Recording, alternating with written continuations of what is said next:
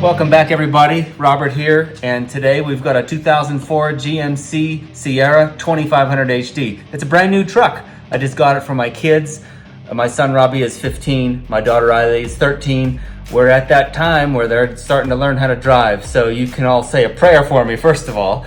But today, what we're doing is replacing a couple of things that need to be done right off the bat. So, shocks, sway bar bushings, and the bump stops. They're all bad and need to be replaced, so let's get started. First, let's take a look at this truck.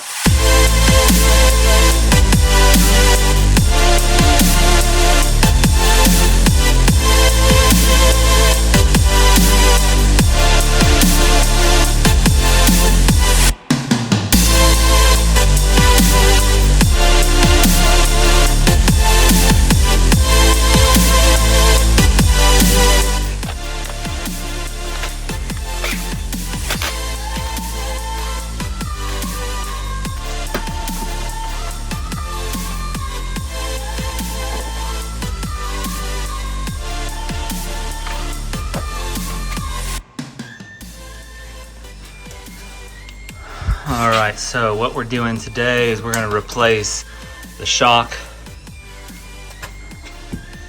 We're going to replace this bump stop right here. You can see this thing's all cracked and dangling. That is an active part of the suspension. That's kind of new to me. I haven't seen a vehicle like that before, but that rubber bumper it's not just a bump stop like it is on my Ford. This is a hard piece of dense foam and rubber that is intended to absorb impact. So that's gonna go.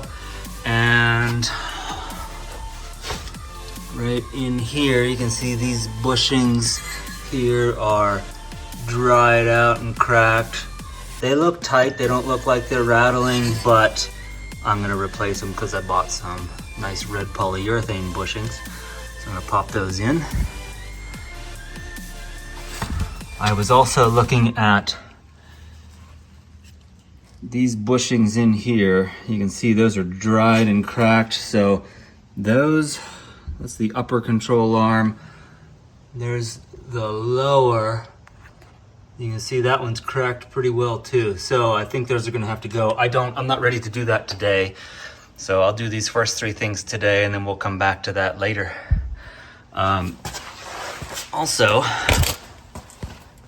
this big bar right here comes all the way back there and attaches. That's called a torsion bar. This is torsion bar suspension. So there's no big spring, it's just a big bar. And you can see it's a hex connection in there. From what I have read, there's something that you can tighten back there. And you can raise this up, make it a little bit stiffer. You will sacrifice ride quality by doing that, so I'm not going to do that right now.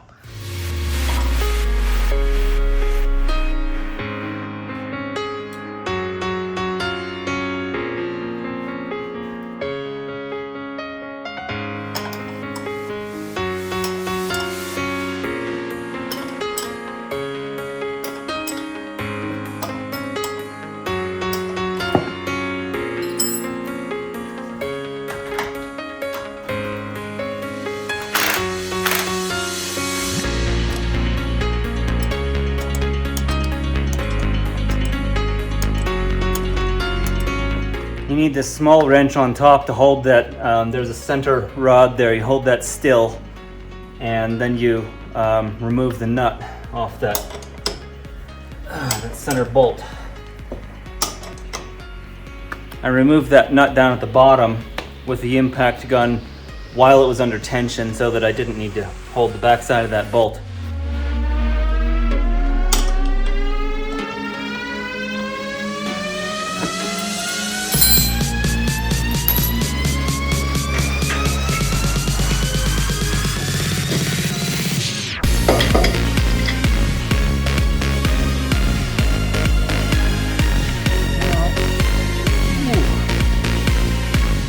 That's good and stiff.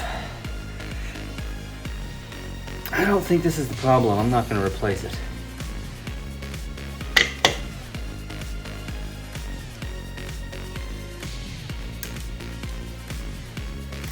Could be those other bushings in there on the top and bottom control arms that I'm hearing. I hear something rattling when I'm driving, when I'm hitting bumps, just on this side, not on the other side. With this out of the way though, I'm gonna replace that bump stop for sure. There's a new one.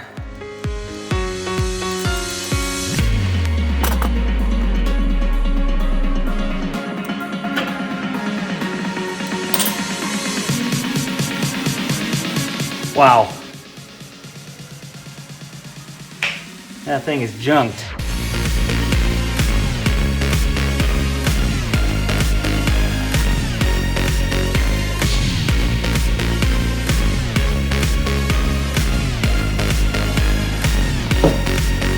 So you saw me pull that shock out a minute ago and test it by pressing on it. These are the new Monroe gas shocks that I just bought to put it in. And I know how much pressure this feels like. Similar amount of pressure is on that one right now. I'm just comparing this to what I just did with my F350, where when I pulled off the Rancho shocks that I had on there that had been on there for years, they were real easy to push in and out. And when I got, and so that's how I knew something was wrong. I also had a little bit of wear on the inside tire, which is another indicator that your shocks are going bad. So, and then when I got new shocks from the store, they were really good and strong, just like this one and just like that one. So I'm gonna call that one good. And I'm gonna focus on the bushings instead. The other thing is when a shock goes bad, you'll see all the gas leaking out and it'll be all wet all over, you know, this part down here, the lower part, it'll be leaking out and you'll be able to see. And I don't see anything on this side or on the other side. So I'm not even gonna take off the shock on the other side because I know the rattle that I heard was on this side. So I'm just gonna replace bump stop over there and then do the stabilizer bar bushings.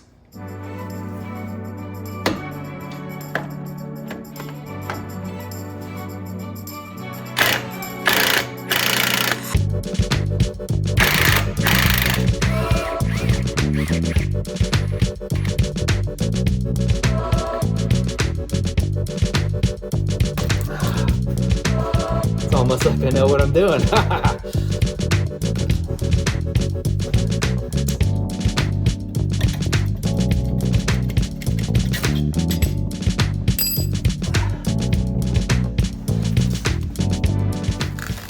Here's what I got from O'Reilly's. Energy suspension polyurethane bushings. I am not totally sure if this is the right thing. They all look to be the same.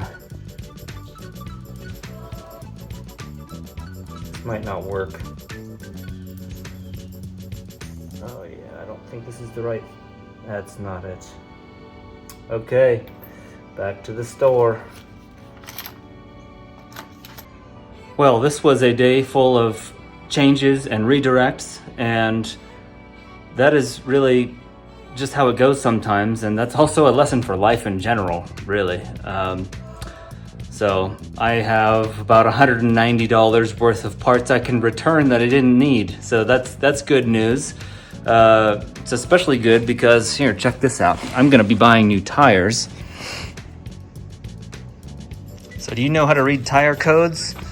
You look for the DOT code, and 1121 means that this tire was manufactured in the 11th week of 2021. And I have, so that's a new tire-ish. 3 of the tires on this truck are these older ones, and let's see, you can see right here, 3511, 35th week of 2011. So these are 12 or 13-year-old tires. And if you look close, they're all dry rotting, and so not safe to be driving around on this. So I'm gonna get 4 new tires, and that one over there I'm gonna put in the rear underneath for the spare, because our spare is also original. So I have a newish tire for a spare, that'll be good, and 4 brand new ones that will be running. So, all right, I am back with the AC Delco part. So this ought to fit now.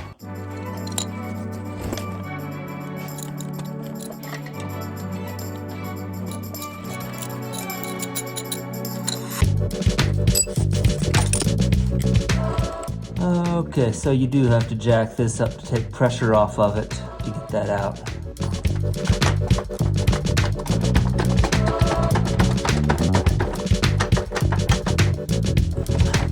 Oh yeah. So I just put it all together. This is how I'm gonna do it.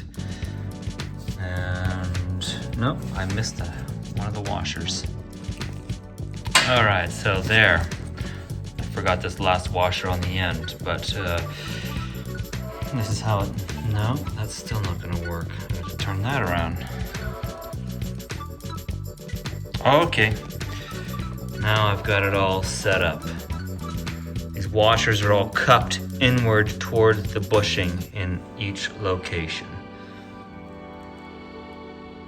And then each bushing has a little, I don't know what you call that. It's flat on one side and has a little thing sticking out on the other. That's gonna go inside, because as you can see how this came apart, that goes inside the actual stabilizer bar.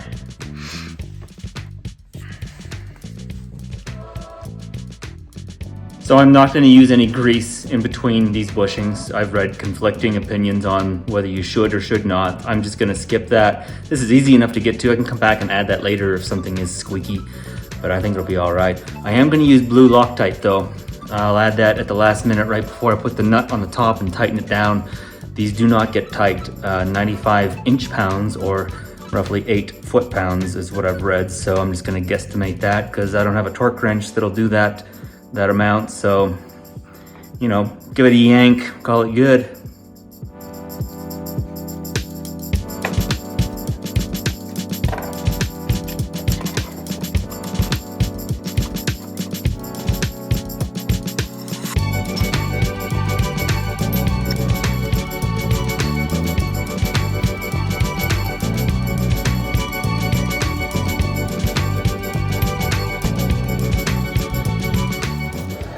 Okay, I'm gonna have to lower this down to put pressure on this to get that bolt to stick up through there.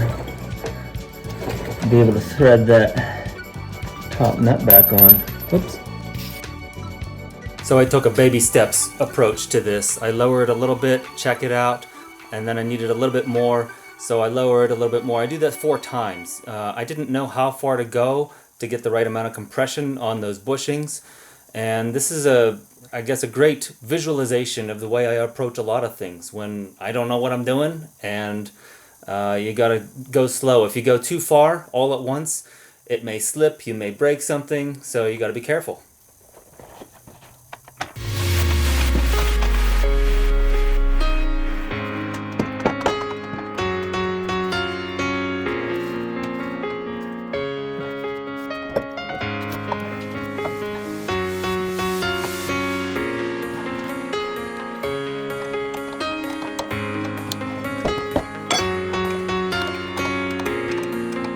All right, there it is. That was kind of a bear to put in. I used the jack to put pressure on that, and then I used a pry bar to try to press down on that. That didn't work.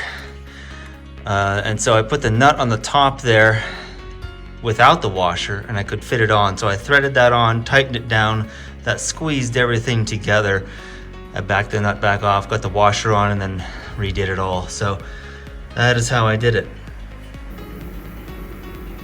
Yeah, so this was not a very good idea. I thought I would warm up that rubber so that it was a little bit more flexible because it was cold out, and had a hard time squeezing that thing or stretching that thing apart.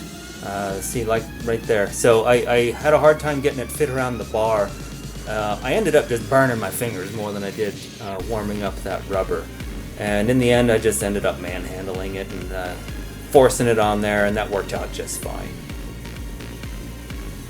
I should note, if I hadn't mentioned it already, I am not a mechanic, and so There's plenty of experimentation that I do along the way because I'm learning the best way to do things, and I make a lot of mistakes too. And a lot of the lessons I've learned through all of this are lessons you learn the hard way by learning from your own failures.